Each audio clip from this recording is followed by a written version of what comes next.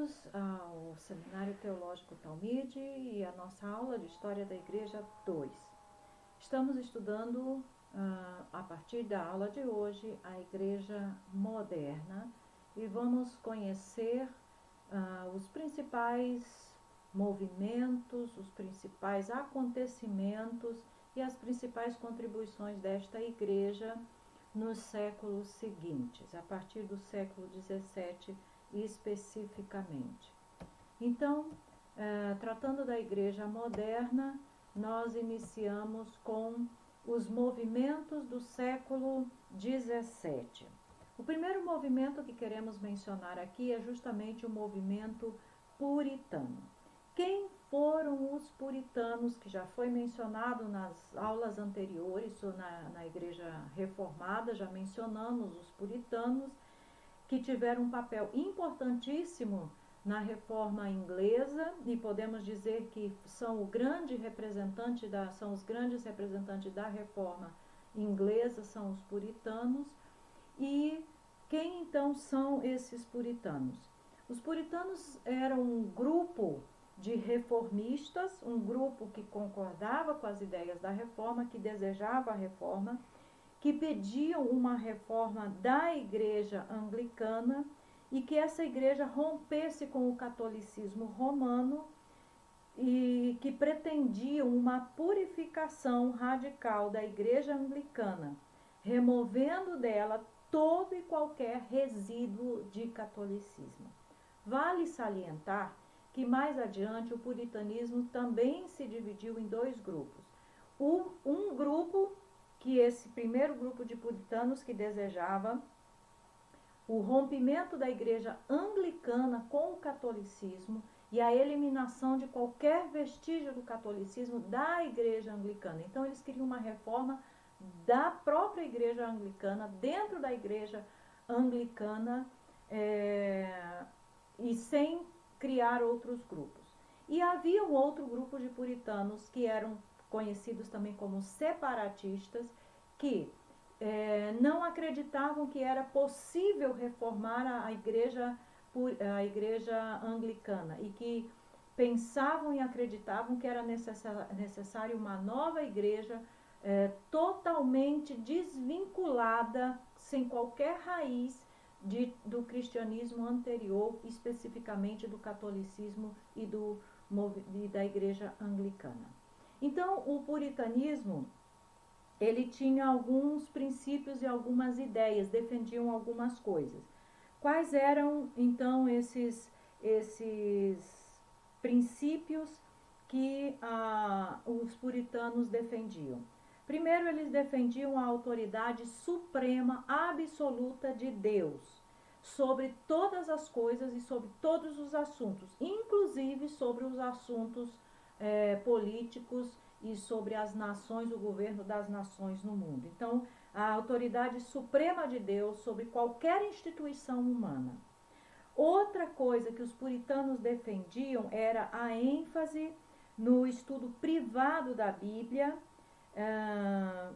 E isso era uma coisa muito boa, quer dizer, cada cristão, cada crente deveria estudar a Bíblia individualmente e não depender somente daquilo que era ensinado nas reuniões coletivas com outros irmãos. Outra coisa que os puritanos defendiam era que todos alcançassem a educação e instrução para que pudessem ler a Bíblia por si mesmos e estudar a Bíblia sozinhos. Então, também era uma preocupação dos puritanos. Outro princípio dos puritanos era a simplicidade na adoração e a exclusão de vestimentas sacerdotais, imagens, velas e todos aqueles paramentos do catolicismo que lamentavelmente se mantiveram presentes dentro da Igreja Anglicana. Outra coisa que os puritanos defendiam era não celebravam, não concordavam, não apoiavam com a celebração de festas tradicionais, principalmente as festas religiosas que estavam ligadas ao catolicismo, e outras festas porque estavam ligadas a ideias e a princípios pagãos ainda. E também defendiam o governo presbiteriano das igrejas, mas havia também os que defendiam, a grande maioria defendia o governo congregacional. Então, uma coisa que é importante entender é que, quanto à linha teológica, os puritanos eram completamente, podemos dizer, coesos, certo? Embora houvessem os puritanos que queriam reformar a igreja anglicana e os puritanos que queriam se separar completamente dessa igreja, quanto à sua teologia e a sua doutrina, eles eram coesos. A diferença e os problemas estavam, o que dividia os puritanos era na forma de governo da igreja.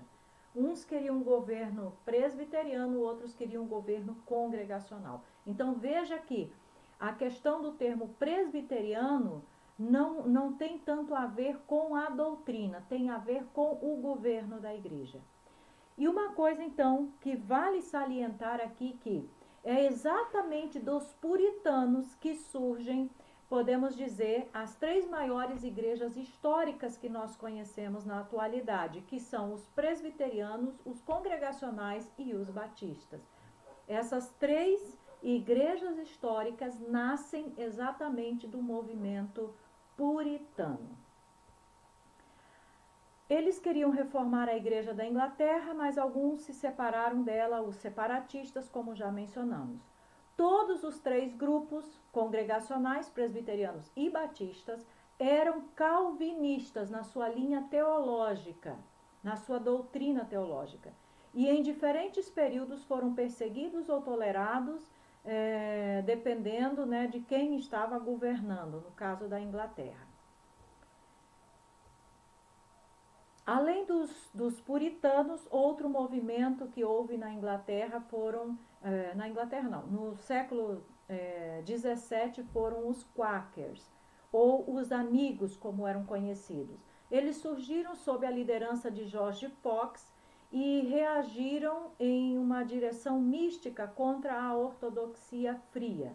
Rejeitaram a estrutura tradicional da igreja e enfatizaram a iluminação do Espírito Santo, ou a luz interior, como eles diziam, em cada crente. Então, para os Quakers, a ênfase já deixou de ser das questões teológicas que fundamentaram e que foram o grande marco da reforma, e começaram a migrar para o lado mais subjetivo da experiência de cada um. Então, a ação e a iluminação do Espírito Santo, como eles diziam.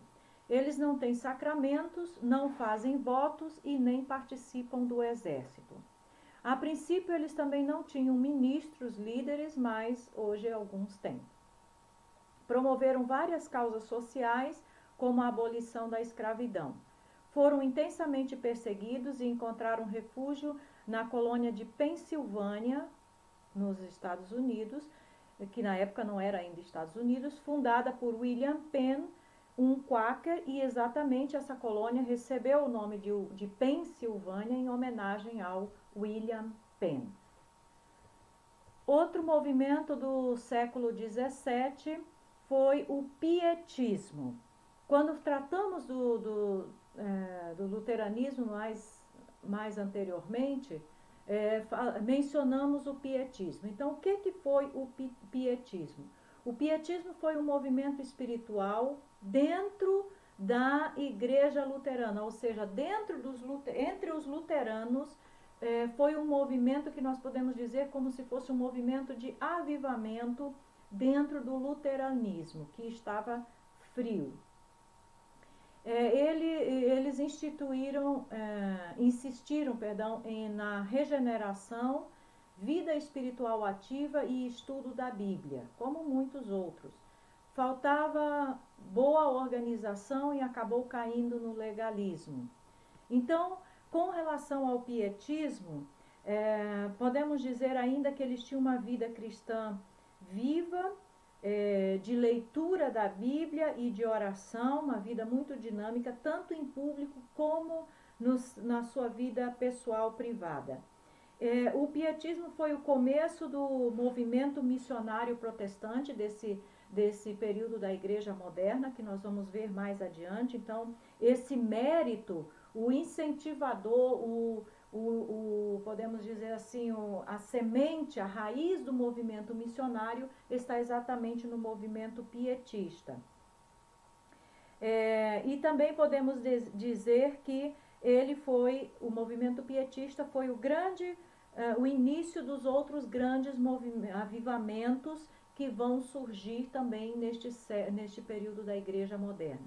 Quando vimos a linha do tempo, mencionamos que duas características importantes desse período foi as missões modernas e os avivamentos. E justamente essas duas marcas desse período da Igreja moderna são influenciados pelo movimento pietista, que foi como um despertamento espiritual dentro do luteranismo na Alemanha. Inclusive o conde Zinzendorf e os moravianos também foram influenciados pelos pietistas. E eles foram, na verdade, os primeiros a se preocupar em enviar missionários e preparar missionários.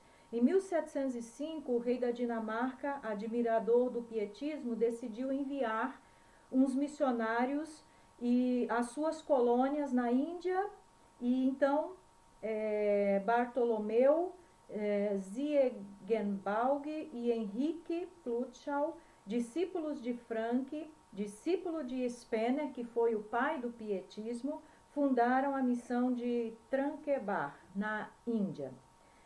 As informações que a missão na Índia enviava motivou Frank a utilizar a Universidade de Halle em um centro de arrecadação, transformar essa universidade, era uma universidade secular a princípio, em um centro de arrecadação de recursos e de preparação para missionários. Então, essa universidade se transformou, podemos dizer, em uma escola de missões, em um centro missionário que arrecadava recursos e preparava missionários para enviá-los a muitos lugares. Também, a partir do movimento pietista, se fundou em Copenhague uma escola de missões para a Lapônia e a Groenlândia. Zinzendorf e os moravianos também tiveram a sua visão inspirada e motivada pelos pietistas. Então, os pietistas tiveram um papel importantíssimo na história da igreja do século XVII e dos séculos seguintes, esse período chamado Igreja Moderna. Outro movimento desse período foi o arminianismo. E aqui está um grande ponto, talvez o ponto mais nevrálgico de toda a reforma, de todo o movimento protestante depois da reforma. O arminianismo surgiu, obviamente, do seu inventor, o criador, que foi Armínio, e era uma reação contra a rigidez da igreja reformada holandesa. Então, para conhecer um pouco acerca do arminianismo, ele enfatizou o papel do homem na sua própria salvação, e no ano de 1618, o Sínodo de Dort rejeitou o protesto arminiano e, em resposta, formulou os 5 pontos do calvinismo. E então, voltando aqui ao arminianismo, para compreendermos o arminianismo, nós precisamos entender como é que surge a ideia, de onde vem a ideia do livre-arbítrio. Isso vem de muitos séculos atrás, ainda com o pelagianismo e os semi-pelagianos, ainda no tempo, há muitos séculos atrás. Mas na era medieval e moderna, nós podemos dizer que a ideia do livre-arbítrio surge com um jesuíta chamado Luís de Molina, que havia publicado em Lisboa um livro sobre a concordância entre o livre-arbítrio e os dons da graça. E nesse livro ele afirmava que a predestinação se devia à presciência de Deus, ou seja, ao prévio conhecimento de Deus a respeito daqueles que iam crer. Então, esses Deus predestinava à salvação, porque essas pessoas aceitariam a sua graça. Desse modo, a aceitação da graça, a recepção da graça, não se devia, segundo esse jesuíta, Luiz de Molina, não se devia à graça de Deus, não se devia à predestinação, mas ao contrário, à vontade do homem. Um outro teólogo chamado Banhes, ele declarou que essa doutrina era contrária aos ensinos de Agostinho e de Tomás de Aquino. Um outro teólogo também chamado Jansênio, ele disse que o ser humano somente é livre para pecar.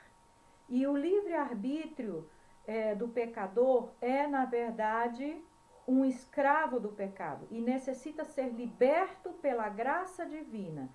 Sem essa graça, nada de bom podemos fazer. Essa graça é absolutamente gratuita e nada podemos fazer para merecê-la. Então, esses dois teólogos, eles contradiziam, eles não concordavam com a questão do livre-arbítrio.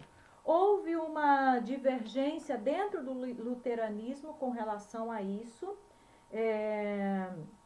que eram os filipistas e os luteranos estritos. Os luteranos estritos, eles eram calvinistas na sua teologia e os filipistas eram mais abertos, mais tendentes a essa ideia do livre-arbítrio. Houve então, em 1577, foi elaborada uma fórmula de concórdia dentro do luteranismo, tentando conciliar os luteranos estritos e os filipistas. Mas essa fórmula foi meio omissa e não se posicionou.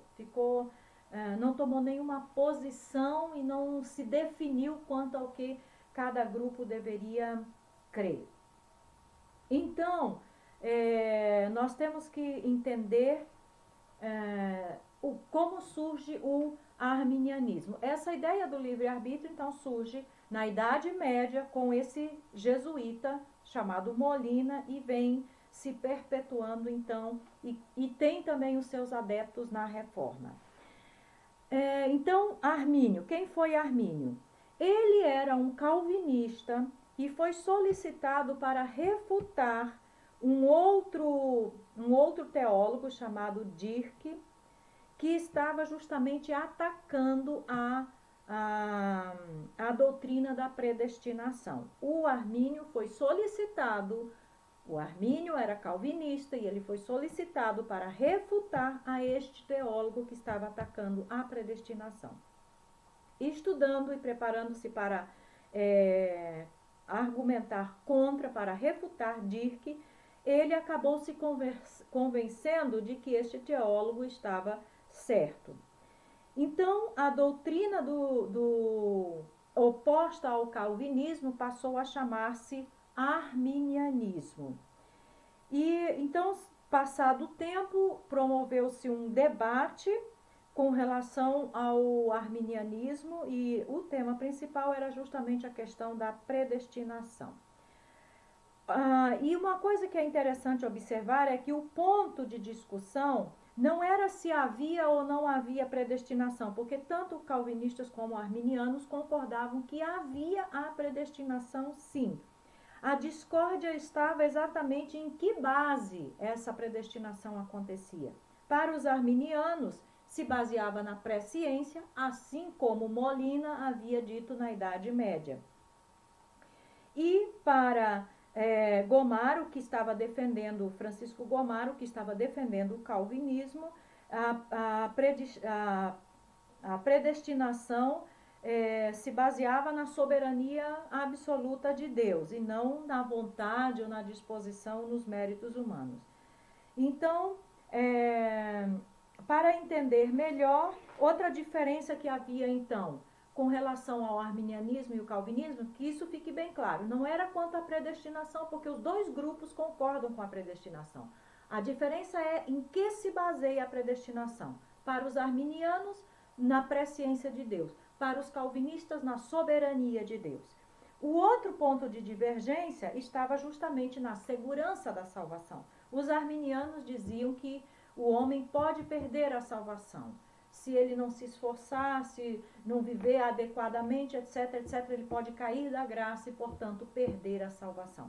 E os calvinistas garantem e dizem que não se perde a salvação. Assim como Deus assegura a graça, também assegura a salvação eterna. Então, o arminianismo apresentou 5 pontos, 5 artigos. O primeiro artigo dizia que Deus determinou antes da fundação do mundo os que se salvariam e que seriam os que crescem em Cristo. Então, a base era o conhecimento prévio de Deus daqueles que iam crer em Deus. Esses seriam predestinados para a salvação. O segundo artigo dizia que Jesus morreu por todos os seres humanos, ainda que somente os crentes são aqueles que recebem os benefícios da sua paixão e da sua morte. Aqueles que creem são os que usufruem e recebem o seu benefício. Jesus morreu por todos, mas são beneficiados pela morte de Jesus aqueles que creem. O terceiro ponto do arminianismo trata que o ser humano é capaz de fazer o bem pela graça que Deus lhe concede. Então, que o homem participa da salvação, toma a iniciativa da salvação, busca a Deus antes que Deus o busque. O quarto artigo do arminianismo diz que a graça é resistível, ou seja, não é irresistível. O ser humano pode resistir à graça de Deus. E o quinto ponto, eles não se posicionaram definitivamente, que era justamente sobre a perca da salvação, dizendo que era necessário melhores provas escriturísticas para que pudessem se posicionar quanto a este tema. Então, falavam sobre isso, mas não tinham um argumento e uma posição sólida acerca deste assunto. Por causa desses 5 pontos do arminianismo, então, o Sínodo de Dordrecht se reuniu para avaliar estes argumentos de Armínio e, por fim, condenou o arminianismo como falso e como contrário à doutrina bíblica. E então, no Sínodo de Dort é que são elaborados os 5 pontos do calvinismo que nós conhecemos atualmente, que é o primeiro ponto, a eleição incondicional, baseado na soberania de Deus.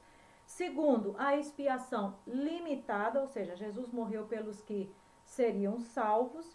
Terceiro, a depravação total do ser humano, ou seja, o homem jamais vai buscar Deus, nunca toma a iniciativa, não tem condições de tomar a iniciativa para ser salvo, não tem nada de bom.